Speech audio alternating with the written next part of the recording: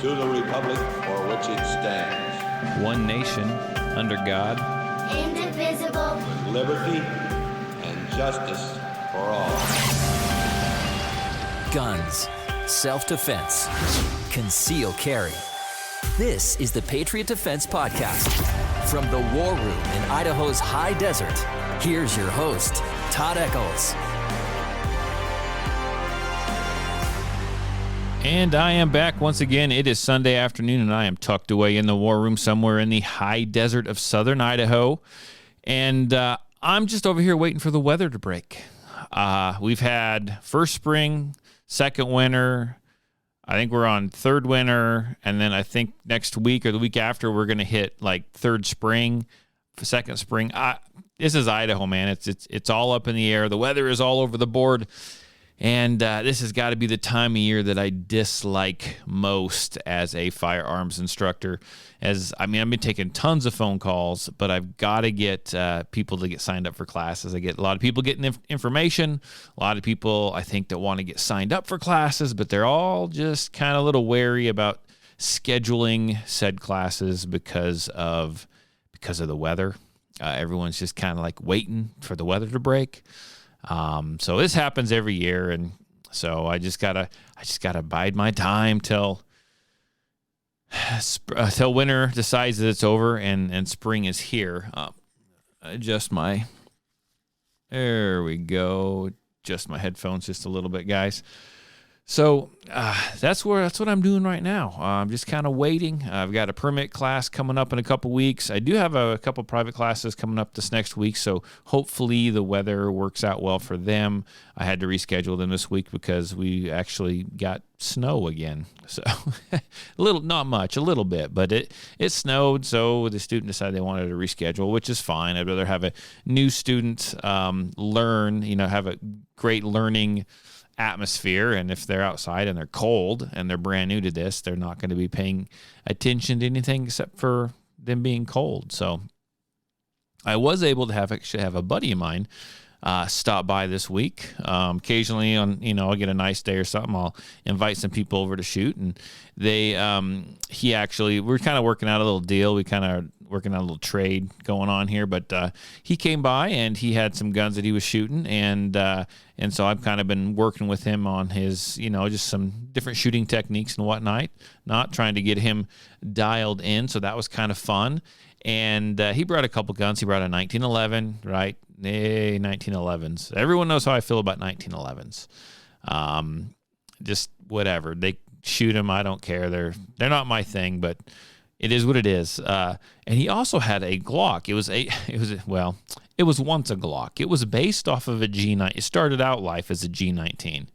And he pretty much made, and it's a great gun. Don't get me wrong. So if he listens, that is a great firearm. But he took this G19 and he Gucci'd it up. I mean, he sent the frame off to have it stippled and redone and all kinds of stuff, and it's got aftermarket barrel, aftermarket trigger. It's got really high-end red dot. I mean, he had the barrel threaded. He had slide gone through and machined and cut up, and you name it. I mean, there's no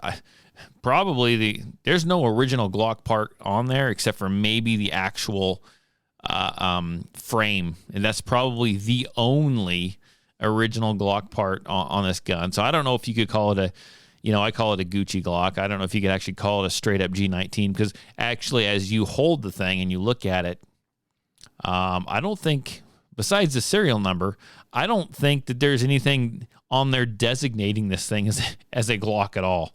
I mean, I'm trying to think if they're kind of looked it over a little bit. I don't think there's any designating marks on the gun whatsoever, except for maybe 9mm, on the barrel. That's going to be about it.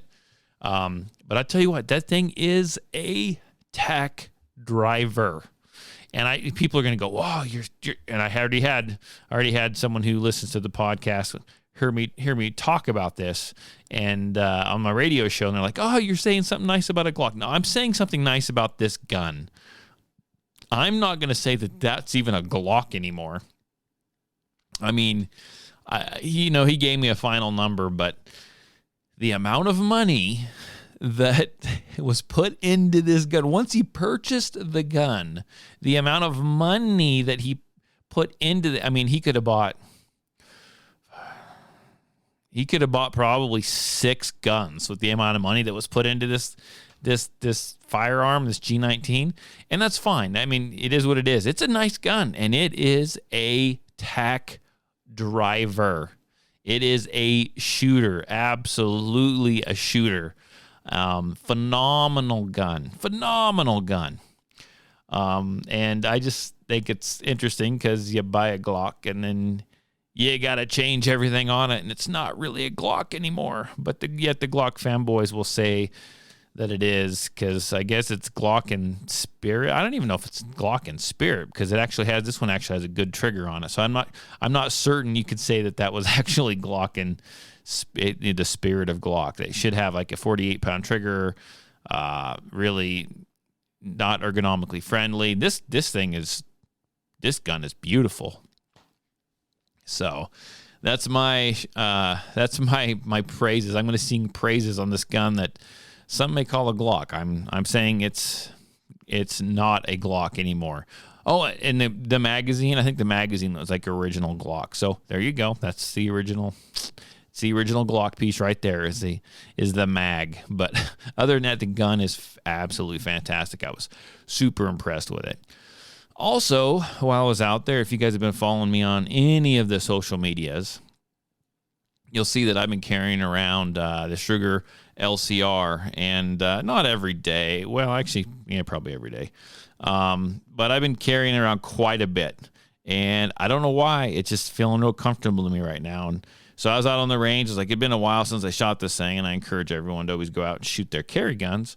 So I was like, if I'm going to talk the talk, I need to walk the walk. So let's pull this LCR out and do some shooting with it, man. I like shooting that little gun. Of course, I didn't shoot 357s out of it. I threw in the 38s, and I really like that gun. It's a nice, smooth trigger.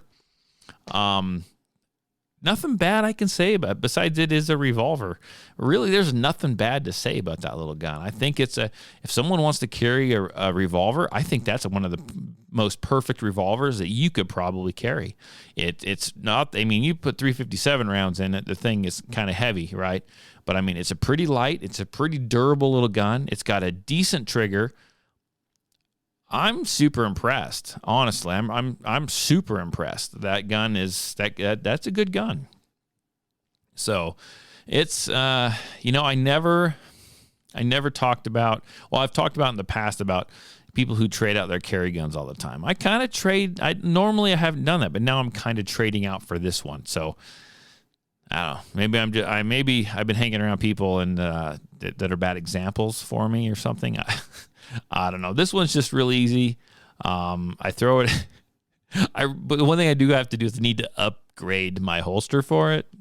I throw it in the cheap Uncle Mike's and slip it in my pocket, and I'm very, very, very ashamed of that. I need to go ahead and remedy that. That's what I need to do.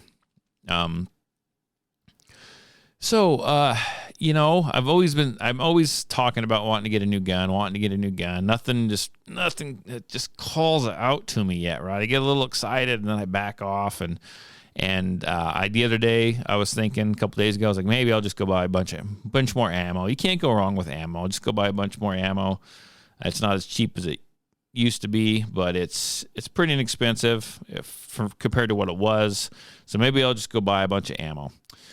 And then a friend of mine, you know who you are, I know because I know he'll be listening to this. He sent me a little article about a new gun that's coming out, and that would be Springfield Armory is releasing their third version of the Hellcat. It's called the Hellcat Pro.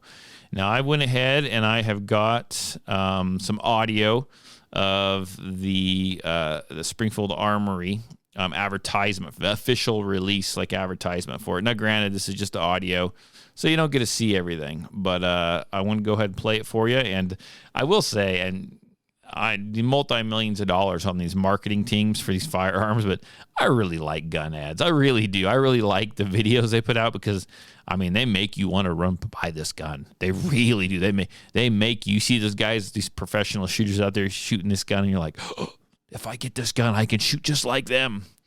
So maybe that's what's got me caught up in excitement. But anyhow, I love gun ads, especially the ones on YouTube. So let me go ahead and play this for you. The biggest thing for preparing people for probably the worst day of their life is they have to have that confidence, because seconds are all you've got to deal with. My name is Grant Lavelle. I'm a former Marine, a former police officer, and I teach people how to defend themselves. In the past, self-defense might have been viewed differently than it is now. The reality of threats is it happens anytime. When are you most vulnerable? You know, the bad guy gets to choose the time and the place. You're really playing from behind. The Hellcat was by far the most successful micro-compact pistol Springfield Armory has ever produced.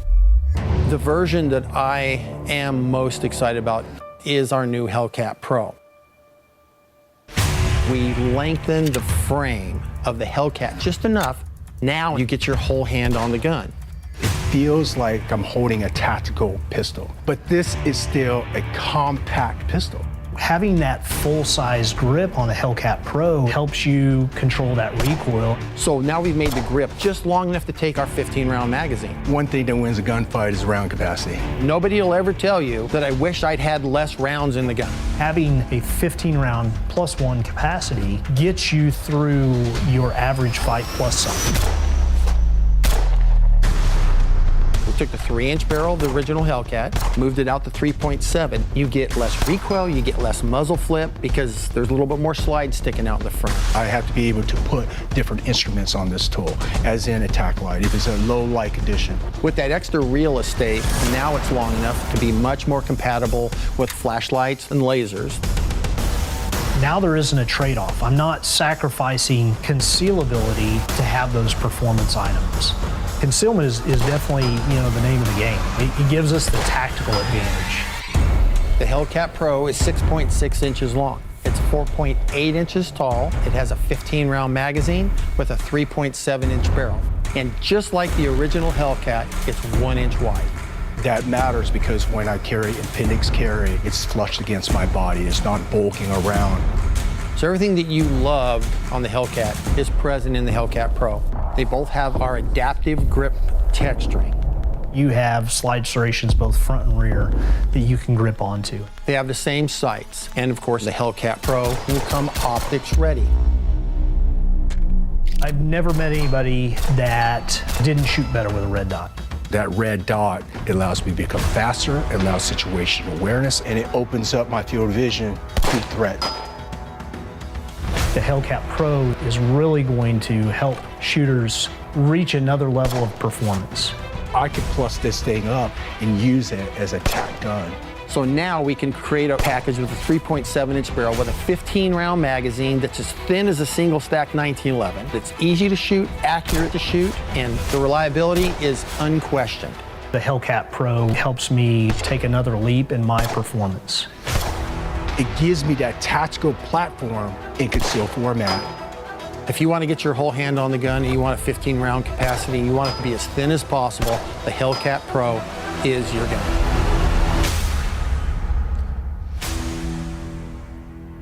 Okay, the Hellcat Pro. So they kind of went, over the stats and stuff like that. And so the overall, I looked up some articles and saw some pictures. It's a pretty cool looking gun, right? I liked it. Look-wise, I like the looks. I have never shot it yet. I haven't been able to pick it up yet, obviously. But I do like it. I like the measurements on it, right? I mean, I like Springfield Armory. In fact, one of my most favorite guns I've ever had was a Springfield Armory XDM. It's 3.8. Barrel length. It's a great gun. I still have it, right? I bought it the first gen XDMs when they came out. Great gun. I have tens of thousands of rounds through that gun, but it's big and it's like a brick and it is square and, it's a long gun. Big, heavy, thick gun, not a long gun, just 3.8. This gun is talking about it being thin, right? Thin, so it makes, concealed carry a little easier. It's got a long grip, 15-round magazine is what it will accept. And it's 3.6-inch barrel. So that's not That's not much shorter than the 3.8 that I liked in the XDM. Now, when Hellcats first came out, in fact, I think I dedicated a couple shows to it. I was sorely disappointed in the Hellcats. It felt like it was an unfinished product. It didn't fit. It didn't fit in my hand. It didn't feel good in my hand. And it was just, I was not impressed. I was not impressed by the first gen Hellcat. And then they came out just not too long ago. Heck, I think it was only about a month ago, and I can't think of the name of the version. I'm going to do a little Google foo here really quick. I want to get the name right. They came out with their second one, and I think it was, yes, the Hellcat RDP. And I actually know someone who has one of those, and he brought it over, and I talked about it. He brought it over, and it's a small gun, kind of like the original Hellcat. I think it's got an improved trigger. The trigger on the original Hellcat was just crap, and I think it's got more of an improved type of trigger on there. It's not perfect, but it's improved. And it actually has a little muzzle brake on it. It looks like it's just for show. But I'll be danged if that thing doesn't make a huge difference when you're shooting the gun. I kind of enjoyed the Hellcat, the RDP. Grip was a little, I just don't like really small guns. And then they're coming out with this Hellcat Pro. The Hellcat Pro is supposed to fit. It should fit my hand better with a 15-round magazine, all that stuff. I'm really looking forward to this, and actually I think this might be one I would purchase. This one also comes optic ready, and then they also are going to have a package with their, was it the Wasp or whatever they call it, a red dot. So we'll see how that holds up. But it's on my list. Now, this gun was obviously being like direct competition with like the SIG 365 XL, and probably I would say the Smith & Wesson Shield Plus, probably something like that, about that same size. So I don't know. This Hellcat Pro is catching my eye, so we'll see. If it takes months to get here, I probably won't end up with it, because I'm sure I'm kind of just like, squirrel. If I decide I want something, I want it now or really soon, and if I don't get it, my attention goes elsewhere, and I just ignore everything and forget about it and move on. And I usually end up ordering ammo, is what I usually end up doing. So just, I don't know. We'll see what happens. So another thing, by the way, this show here, I've got a few more topics coming up here that we're going to talk about, but this show might be just a smidge shorter than normal. I've had a few long ones. It's just me today, and so you're only going to get my side of the conversation, not someone else's. Sometimes that makes for a quicker show. Let's talk about this. So there is a company that, in fact, Cajun Cowboy brought this up, and he sent me the information. There's this company that was at SHOT Show this year that makes 22. It's like AR-15s, chambered in 22 long rifle. They're calling them the JR-15s, or the Junior 15s. And these are small guns tailored for kids, right? I think they said that it's like the gun weighs like 2.4 pounds or something. It's super, super light. And it looks like an AR-15, just a lot smaller in dimension, so it'll fit kids. And it's made to help introduce kids to shooting. And I get that. I think the kids are the future of this, of the gun culture. And we've got to get kids into this and raise them up right, raise them with, safely and responsibly, and get them into hunting, get them into firearms, and understand it, because they are the future. And if they're not into it, then when we're long gone, or we're too old to fight, or whatever it might be, who's going to be there? Who's going to stand up for our Second Amendment rights, right? We have an upcoming group of people here that needs to help carry on the culture. And I think it's fantastic that companies like this are tailoring guns to kids, right? To kids to use responsibly with their parents. I think it's wonderful. This company's name is We One Tactical. So that's WEEONE number one, and then Tactical. We One Tactical. That's the name of the company. Now, I agree with this firearm. I agree with the concept of getting youth into shooting sports. 100%. I am behind that 100%. But I don't like how they're going about doing it as far as the logos and stuff that they're putting out there. And you guys can't see this, but check out We One Tactical. I'm sure it'll pop up. And if you are on the Patriot Defense Facebook page, I've posted a picture. It'll be coming up, I think, real soon, Monday or Tuesday, I think. And you will see the picture of We One Tactical's logo. And what it is it's two skull and crossbones, which, whatever, skull and crossbones, it is what it is. But they are of kids, okay? You have one that has pink bows on the head of the skull to look like a child, a little girl. Then you got, and it's pink, and then you got one that's blue, and it looks like a little boy.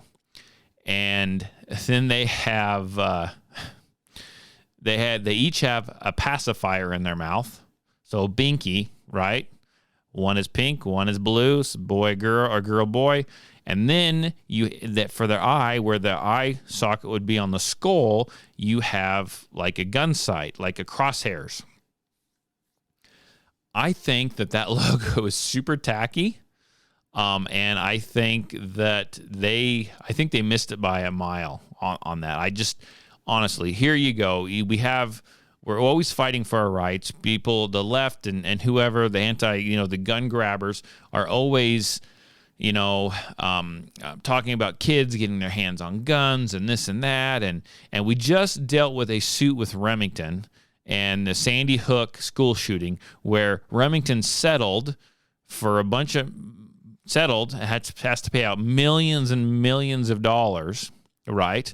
And the lawsuit was based on the fact that they had marketed the gun for children. They had marketed this gun for children, which honestly they really hadn't. But you have that just takes place, then all of a sudden you have this We One Tactical now that is pushing guns to kids, right? And as far as I understand, sell them to kids and make them for kids, that's fine. But then you come out with really a tacky logo that is a skull and crossbones and of little kids. I mean, come on, really? That is not good. That is not a good look. In my mind, that is not a good look for the gun culture, for our industry. It's not a good look. Well, I mean, what happened to the days, and I know this is going to date me a little bit, I mean, what happened to the days of you'd see the ads of kids and firearms and safe gun handling, and it was the dad, and he had his kids out, his boys, his daughters, whatever. They're teaching them how to shoot properly and safely, and it was wholesome. I mean, it was wholesome, and that's what firearms should be, right? It's in us, right? We were raised in, it's in our DNA. This is wholesome. I mean, we built this company. We built this country on knowing how to responsibly use our firearms. And then you have a company like this come out and they put out these pictures, little kids, skull and crossbones. Maybe it's just me. Maybe I'm just getting the wrong vibe from it. But I just think it's the wrong message to be sending to the gun grabbers. It really is. I think their marketing department missed the mark on that logo, or I don't know. I think you're gonna hear more from this company and more. I mean, it's like we just handed them ammo. I mean, now they have something to say. Well, these kids and these guns and this and that. And I've even had someone, and I don't know for sure, but even someone came out and said, I don't know, maybe this is like a conspiracy thing, but maybe they're trying to do this to make us look bad. Well, if you have people out there thinking that this is done on purpose by gun grabbers to make to make the gun industry look bad, and it looks like that to someone who has that conspiracy theory, then whether it's a conspiracy theory or not, it's bad, because you don't want that. You don't want that. You want to shine a good light on this. Just like they say, like, if you're sometimes you'll hear, like I think Masad Ayub said, if you use your gun and it's all dolled up, if you use your gun in like a self-defense situation and then the court looks at it and it's all dolled up with like Punisher skulls or the little engravings on the barrel, smile, wait for the flash, that kind of thing, right? I mean, you want to avoid that, right? That's bad. So I don't know how this could be good. I don't know. But it is what it is. But I'm not really impressed with all that. So, okay, let's shift gears. Let's go on to another. I put out a post on Facebook, I believe it was last week, about an article. It was an older article, but it's talked about the slide release, or what is called the slide lock, but it is commonly referred to as a slide release. And it talked about, do you use that? Should you use that to release the slide or not? I'm going to give you my feelings on it, because I see a lot of people in my classes try to use the slide lock to release the slide. And I have about half of them go, it's so hard. This gun is brand new. Will this loosen up? Can I add oil to it? Is this going to, well, tell you what, you know why that's, when you have your slide lock back and you go to release the slide with the slide lock button, it is hard because it is not meant to release the slide. That is not its job. Its job is to hold the slide back, to lock the slide open. That is its job. That's why it's called the slide lock. Now, can you, because that's an industry term, that's an industry standard, that is the slide lock. Can you release the slide with it? Sometimes, in all the firearms you can if you push hard enough, right? But they're going to be tough, especially in these smaller, compact type of guns, the Hellcats, the 365s, the Shields, right? It's really hard to release the slide that way because you have that recoil spring that you're compressing, and on some of those smaller guns, you have a pretty stiff recoil spring, and it goes all the way back, and it compresses it. You got this stout spring under pressure, and everything's riding up against that slide lock, right? Because it's locking the slide open. And then you think you're just going to really easily push this little lever to release the slide. And you can do it, yes, but it can be really, really, really tough because it's a slide lock, not a slide release. Okay, now let's talk about the tactical aspect of it. So I have people that ask me, should I use the slide release? Well, that's a slide lock. Should I use a slide lock, push it down to release the slide, or should I just go ahead and use my support hand to grab the slide, clench the slide, and pull it back and release it that way? In my mind, you need to be doing it that way because let me tell you why. Whatever you decide to do, you need to stick with that one method of doing it so it becomes muscle memory, okay? So in a time where you are, it may be a defensive confrontation, you're under stress, adrenaline is pumping through your veins, your heart is going a million, million beats a second. It is pumping blood to the parts of the body that need it. So what's going to happen? We talk about this in my class.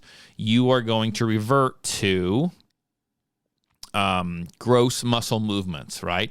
You're going to lose some of the fine muscle movements that you normally, those are going to go away. The dexterity is not going to be there. It's going to be a lot harder to do that because you're looking at surviving. You're focused on the threat. So your gross muscle movements, I've talked about it with safeties. I've talked about it with all kinds of things. Gross muscle movements, that's what you're going to revert to. So, let's say you have to rack the slide on your gun. Maybe it's you jam it, so you got to do tap, rack, bang, that kind of thing. You got to clear a jam. You got to whatever it is you got to do. It is going to be a gross muscle, movement, gross muscle, whatever, to grab the slide to grasp it with your support hand, pull it back, and release it. That is going to be the one that's going to be the easiest to do. You're sitting there with your thumb, you're missing the button, stuff's sweaty, maybe it's bloody, it's little, it's hard to do. That is going to take time. If you can do it at all, it's going to take time. I think it's going to be slower, and I don't think you should rely on it because you're relying on something to do something that it's not meant to do. Why would you do that in a self-defense scenario? Rack that slide, grab it, grasp it, rack it. You're supposed to do it. That's the way it's supposed to work, right? And this is the same thing, and this might irritate a lot of people too. So what's one of the safety rules? So we're going to shift gears just a little bit. One of the safety rules is what? Always keep your finger off the trigger until you're ready to fire the gun, correct? Yes. So a lot of your firearms don't come with actually external manual safeties. And people say, well, I'm good. It might have some kind of internal safety, but I keep my finger off the trigger. I'm good to go, right? Well, you are. But if your gun comes with a safety, here's the question. Should you use your safety?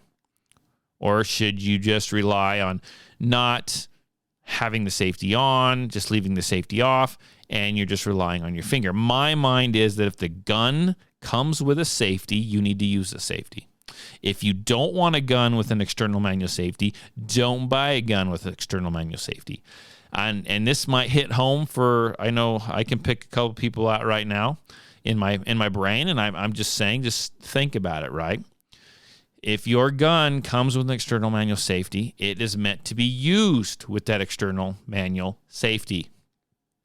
That means if you carry with a round chambered, put that safety on, holster that gun, and carry it around. Now, you will have to do what? You'll have to train to draw the gun and swipe the safety off. Draw the gun and swipe the safety off.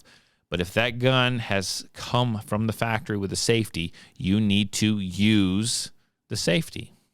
If it doesn't, then there you go. You're not going to use the safety.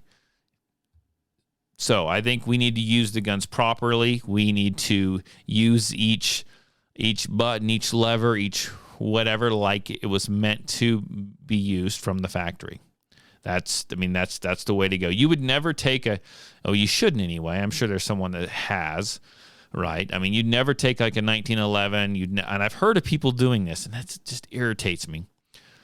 Taking a 1911 or taking like a Springfield Armory XDM, the ones that have the actual grip safeties, and they either disable the grip safety or they put a rubber a sleeve, because I use a lot of rubber grip sleeves on my guns, right?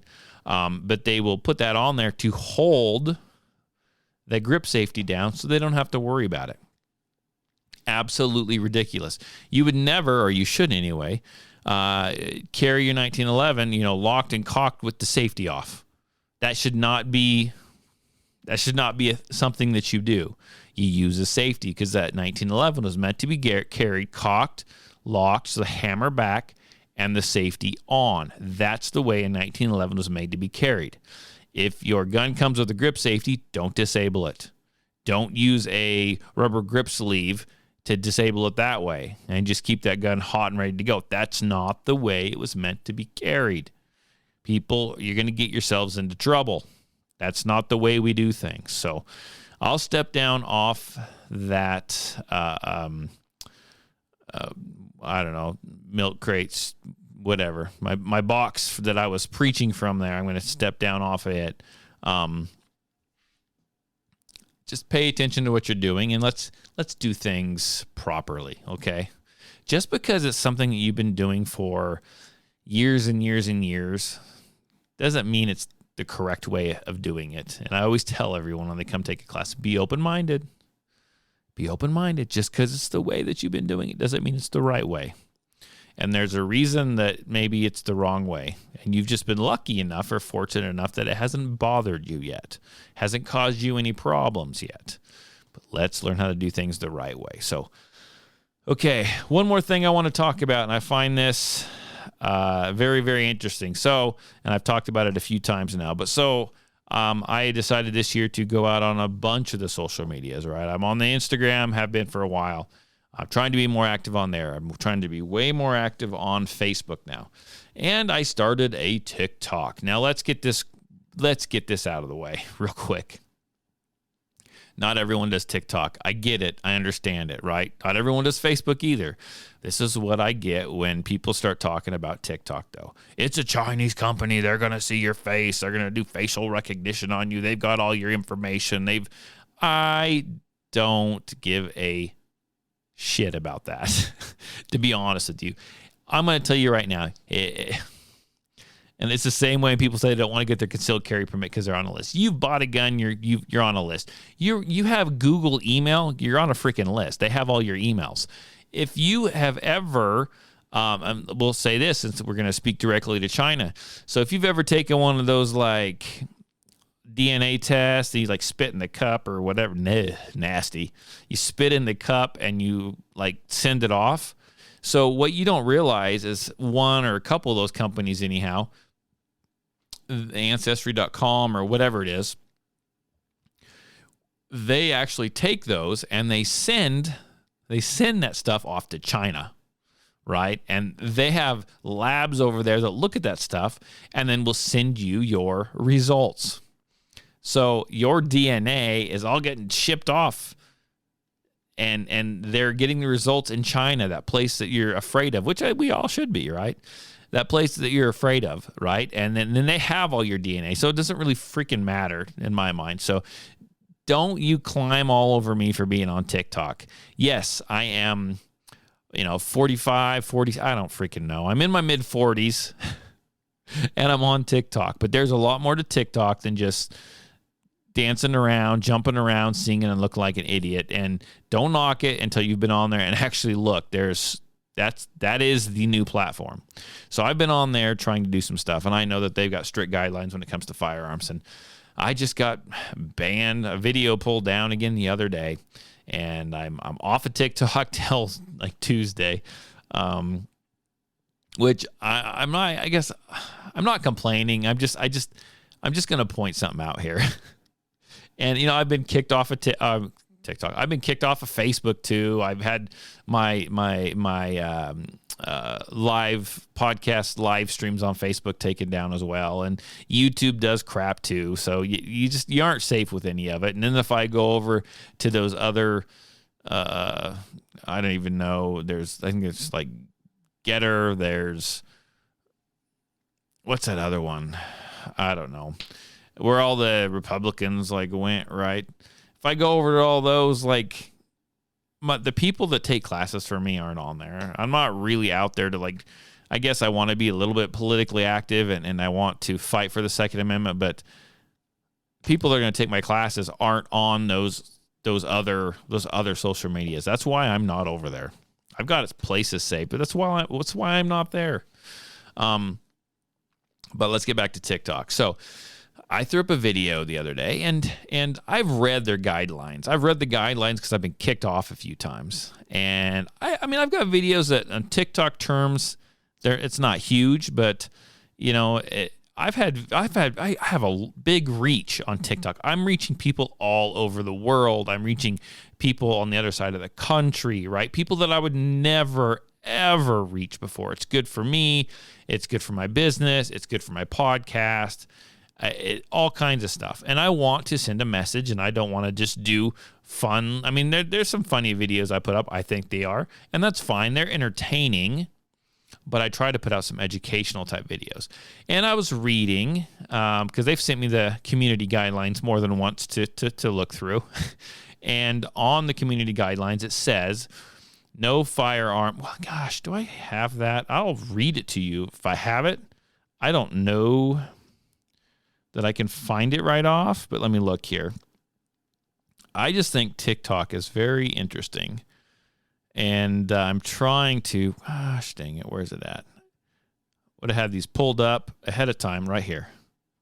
Okay, weapons. It says, we do not allow the depiction, promotion, or trade of firearms, ammunition, firearm accessories, or explosive weapons. I'm not trying to sell anything. We also prohibit instructions on how to manufacture those weapons. I'm not teaching anyone how to build anything. Content as part of a museum's collection, carried by a police officer in a military parade, excuse me, or used in a safe and controlled environment such as a shooting range may be allowed. I have yet to pull the trigger on a firearm and actually fire. Actually, I've done some dry fire, but I have yet to actually fire a gun on TikTok.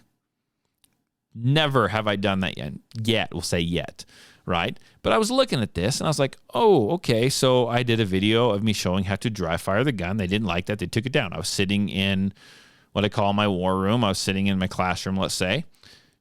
I demonstrated the gun was safe, all this stuff, right? And so they took that down, and they didn't like that one. And what's the other one I did? Let me look here. Go to my profile here. What's the other one? So that one was dry fire practice explained. They didn't like that one. And they didn't like another one where I talked about concealed carry dues, which was weird. And the other one was I talked about red dots versus iron sights. It's like a 7-second video, right? It said, hey, look, I believe everyone, in a fun message, but it said, hey, look, I like red dots, but everyone needs to learn the fundamentals first. So they need, and I held up my gun. It was empty. It was unloaded. I said, I like the red dot. And then I picked up another one that was empty and unloaded. I showed the iron sights. I said, but everyone needs to learn the fundamentals. Everyone should learn how to use iron sights first, and then you can progress to a red dot. It was 7 seconds long. On that one, I was like, okay, well, here's the key. I need to be out on my range. I went out on the range. You could tell it was a range. And I did this, right? 7 seconds. 7 seconds. And I even put on there, this is like all the other videos that I've seen out there. This was on a controlled range. This was on a controlled range. This is on a closed range. Professional instructor on a closed range, whatever. And it went under review, and then they allowed it.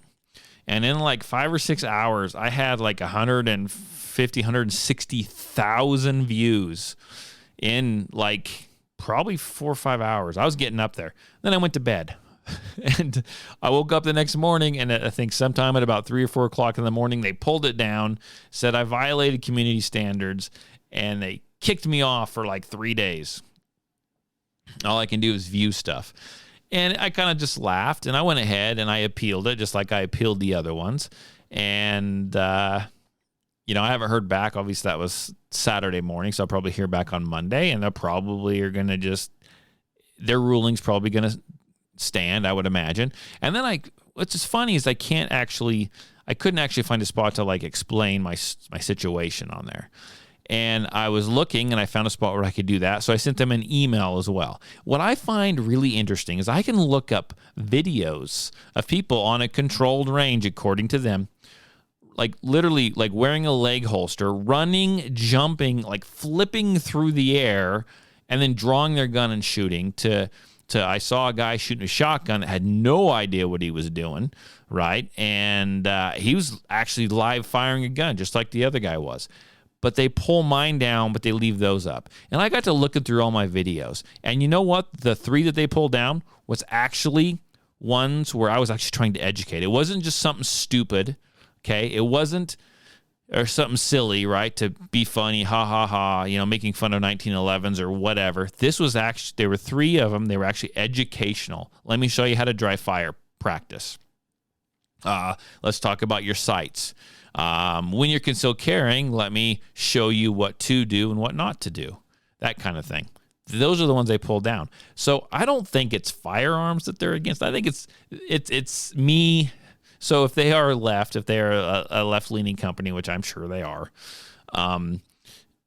they don't like me educating people on how to do stuff responsibly. That's my take on it. They don't like me educating people on how to do things responsibly.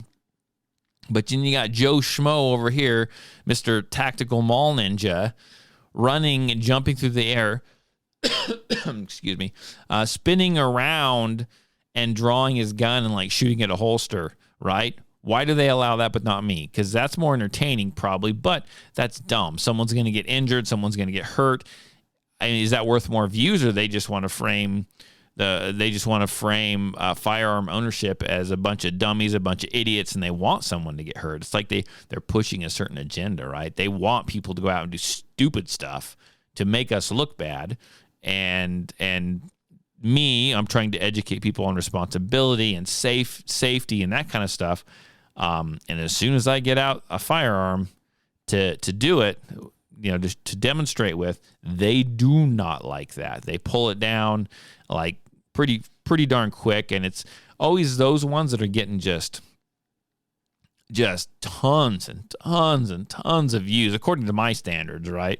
And they're fast. I mean, it was getting thousands and thousands and thousands of views like an hour or every 30 minutes. I mean, it was kind of amazing to watch, and people were commenting, and I was interacting with them, and it was a good post, and they pulled that one down, but I guess it is what it is. When I get allowed back on, maybe they'll they'll grant my appeal, but when I get back on, I'll just keep moving forward. I'll keep doing it as long as I can do it, and I've set up another account. My thoughts are I set up another account already, and it's Patriot Defense 1 instead of just Patriot Defense, and it's pretty obvious, but if they get rid of that account, maybe I'll fire up this other one, and maybe I'll just grab all those videos and repost them and just repost all of them within like 20 minutes and see what happens, overwhelm them. I don't freaking know.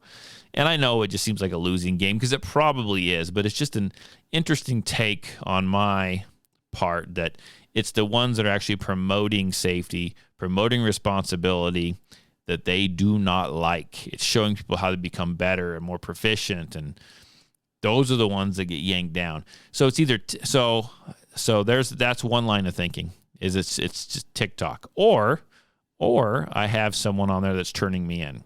I don't know. I'm not doing anything wrong. In fact, I was within their stupid community guidelines last time. But it could be competition. I have had some competition that have told people I was going out of business. I've had competition that actually have sent in undercover students to see what I'm doing and then report back to them, right? I mean, I've had it all. So it would not surprise me. I've blocked all my other competition, like blocked them from my Instagram, blocked them from my Facebook page. So it wouldn't surprise me at all if they've sent in friends, their buddies, maybe their kids or their wives even, right? And they're having fun. They just keep I don't know if that's what they're doing or not, but it's just really, really, really odd that it keeps happening on the ones where I'm actually interacting with people and just getting down a nice, good educational type base. And those are the ones they go after. But anyhow, that's my TikTok rant, I guess. I feel, mid-40s and I'm on TikTok. I know, but I don't know. It seems to be working out really, really well for me. So I'm going to keep doing that. But until then, I am going to call it good for this evening. We almost got us an hour, but I will say thank you for listening. I do appreciate it. Fingers crossed for warm weather coming up pretty soon, and I can get out there and do some more shooting, and hopefully you can as well. If you liked the podcast, go ahead and share it with your friends and your family. That would be fantastic. Share it on your social medias. You can find the podcast on iTunes, Stitcher, Spotify, anywhere that you find podcasts. I think you can find this one. If not, let me know, and I will fix that. If you want to support the show even more, you can find us over on Patreon. I'll put a link in the show notes. You can join there for $5 a month. I need to get up there and get some more videos, but there's some instructional type videos, stuff TikTok doesn't take down. And I'm trying to slowly grow that as much as I can and get some more information and stuff out there. It's kind of a slow go sometimes, but it is getting out there. So that's I've got some big stuff in store. I just got to find some time to make some videos. I'll tell you what, on those Patreon videos, when I make one of those Patreon videos, I don't know if it's my computer speed or what, but I have to upload them through Vimeo. And I tell you what, that is a long process. Like a 5-6 minute video will take me 45 minutes to upload. It's crazy. And I'm not talking about editing, because I don't really edit. I just upload it, just send it. Takes forever. So I've got a video coming up that might be 30, 45 minutes long, and when I get that one put together, that's probably going to take all night for it to upload to Vimeo. And then from there, I got to upload it to Patreon, so that's a whole nother set. But if you need some more Patriot Defense, you can find us there. If you got any comments or questions, you can call or text area code 620-794-6223. It's area code 620-794-6223. Hopefully I can get my hands on one of these Hellcat Pros and give you guys a pretty good update. Gosh dang it. If you've been listening to the podcast for quite a long time, you'll know that I'm a fan of a gun that was never to be, right? It was by Rob Pincus. It was put together by Avidity Arms. It's called the PD-10. Everyone remembers the PD-10. This gun, this Hellcat Pro, reminds me of the PD-10. Maybe that's why I want it. I have no idea. And then I got some more news from Avidity Arms, which we'll just wait. We'll hold that for the other podcast. See if there's anything else moving forward on that. That's been like a 5-year thing. If you've been a fan of the podcast for a while, you'll know what I'm talking about. If not, go back and check out all the old episodes. I would appreciate it. Until then, everyone have a great week. Hopefully the weather is nice. We only have a few more weeks, and then we should be getting into some little warmer weather. Fingers crossed. Until then, everyone be safe, and I will see you later. Catch you on the flip side. Bye.